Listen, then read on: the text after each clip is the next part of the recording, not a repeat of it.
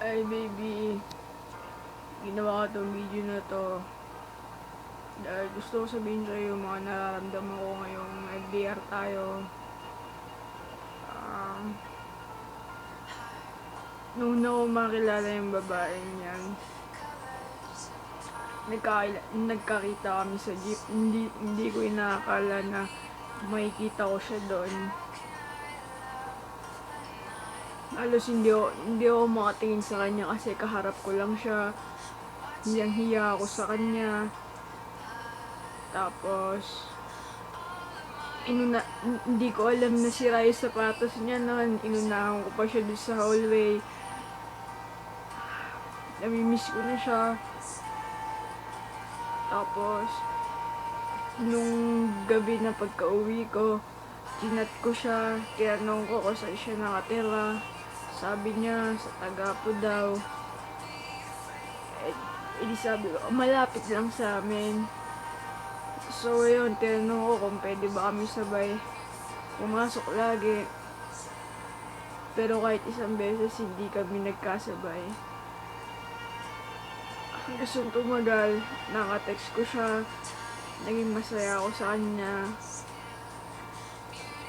Alos hindi ko na masabi kung ano yung kaligayahan na naramdaman ko nung nakilala siya. Siguro nga, pag mahal mo talaga isang tao, talagang siya yung nagpapasaya sa'yo. Then, January 17, 2013, pinapapunta ko siya nandun sa field ng school namin. Pero, iniiwasan niya ako. Sabi niya, uwi na daw siya. Pero, pinilit ko siya, hinabol ko siya dun sa terminal para lang masabayan siya.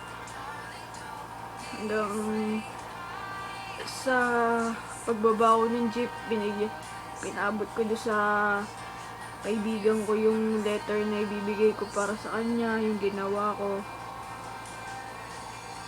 Tapos, nung pagka-uwi ko, nag-busy lang ako, pinuntahan ko siya sa bahay nila. Pero, natameme lang ako nun, hindi ako makapagsalita. Ang kausap lang niya yung kaibigan ko. Alos hindi ko masabi kung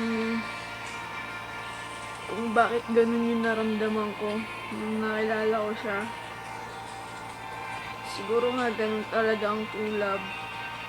Makikita mo agad kung siya talaga yung magpapasaya sa'yo. Yung talagang sasamahan ka sa lahat. Gagawin sa'yo lahat-lahat. Hindi ko inaakala na may gusto rin pala siya sa akin noon. Inaasar pa niya ako na bao daw yung buhok ko. Pero okay lang.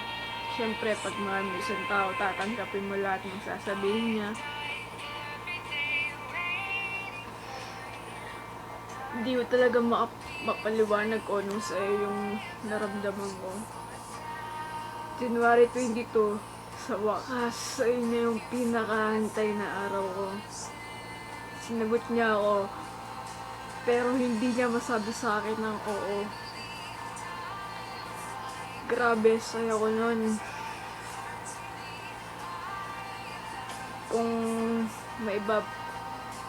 Kung may chance ako na balikan lahat, kahit paulit-ulit, kahit habang buhay, papaalala ko sa'yo lahat. Kung saan tayo nagsimula, hanggang sa pinakandulo, sasamahan kita. Ang hirap pala ng LDR pag malayo sa'yo yung mahal mo. Pero kakayanin mo yun para sa kanya, kahit napahirap, kahit masakit.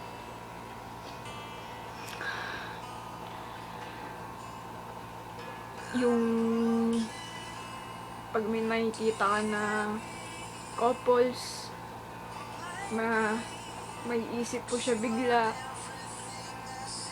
Sorry. Tapos